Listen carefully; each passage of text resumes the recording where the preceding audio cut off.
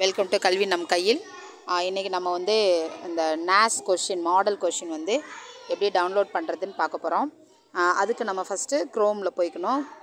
Chrome ப்ரௌசரை வந்து நம்ம touch பண்ணி ஓப்பன் பண்ணிக்க போகிறோம்.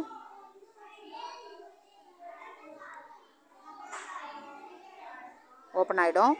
ஓப்பன் பண்ணதுக்கப்புறமா நம்ம அந்த URL கிட்ட டச் பண்ணோன்னா கீபோர்டு வரும். கீபோர்டில் நம்ம TN டைப் பண்ணிவிட்டு ஒரு சின்ன ஸ்பேஸ், அந்த ஸ்பேஸ் பட்டனையும் நம்ம டைப் பண்ணணும். இப்போ TN டைப் பண்ணிவிட்டு கீழே அந்த ஸ்பேஸ் லேஸ் அழுத்தினாலே போதும். அதுக்கப்புறம் எக்ஸாம் நம்ம கொடுக்க போகிறோம்.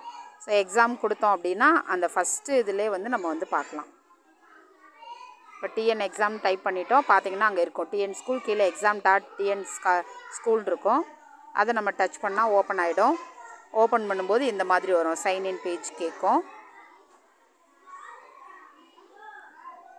அதுக்கப்புறம் நம்ம என்ன பண்ணணும்னா நம்மளோட யூசர் நேம் பாஸ்வேர்டு, நம்ம ஸ்கூலோட ஐடி, அந்த யூசர் நேம் இருக்கிற இடத்துல நம்ம ஸ்கூலோட ஐடி, அதுக்கப்புறம் பாஸ்வேர்டு கொடுத்துட்டு கேப்சா, இந்த கேப்சா வந்து அங்கே இருக்கிறது நம்மளுக்கு புரிஞ்சுதுன்னா டைப் பண்ணலாம். இல்லைனா அங்கே டச் பண்ணுற மாதிரி டச் பண்ணோன்னா மாறிக்கிட்டே இருக்கும். ஸோ நம்மளுக்கு எது ஈஸியாக இருக்கோ அது வரைக்கும் நம்ம அதை டச் பண்ணிட்டு எது கம்ஃபர்டபுளோ அது தெரிஞ்சதுக்கப்புறம் நம்ம என்ன பண்ணிக்கலாம் அப்படின்னா நம்ம அந்த கேப்சாவை போட்டுக்கலாம். இப்போ நம்ம யூசர் நேம் போட போகிறோம். யூசர் நேம் பாஸ்வேர்டு கொடுத்துட்டு அப்படியே கேப்சாக்கு வந்துடுறோம். இப்போ கேப்சாவில் அங்கே இருக்கிறத அப்படியே டைப் பண்ணிக்கிறோம். அங்கே என்ன இருக்கோ அதை அப்படியே டைப் பண்ணிட்டோன்னா ஓப்பன் ஆகிடும். ஓப்பன் பண்ணதுக்கப்புறம் இந்த மாதிரி காட்டும். அதுக்கப்புறம் நம்ம மேலே பார்த்தோம் அப்படின்னா டிஸ்கிரிப்டிவ் அப்படின்னு ஒரு ஆப்ஷன் அங்கே இருக்கும். அந்த ஆப்ஷனை நம்ம டச் பண்ணோம் அப்படின்னா அந்த மேலே அந்த ப்ளூ கலர் பாக்ஸில் நம்ம அந்த டிஸ்கிரிப்டிவ் டச் பண்ணோன்னே இந்த ஆப்ஷன்லாம் இருக்கும். அதில் டவுன்லோட் கொஷின் பேப்பர்னு இருக்கும். மேபி வேறு ஏதாவதுல இருந்துச்சு அப்படின்னா நம்ம டவுன்லோட் கொஷின் பேப்பரை டச் பண்ணிக்கலாம். ஆனால் மோஸ்ட்லி கரெக்டாக டவுன்லோட் கொஷின் பேப்பரில் தான் அங்கேயே இருக்குது. அதனால் நம்ம ஓப்பன் பண்ணோடனே அது காட்டும்.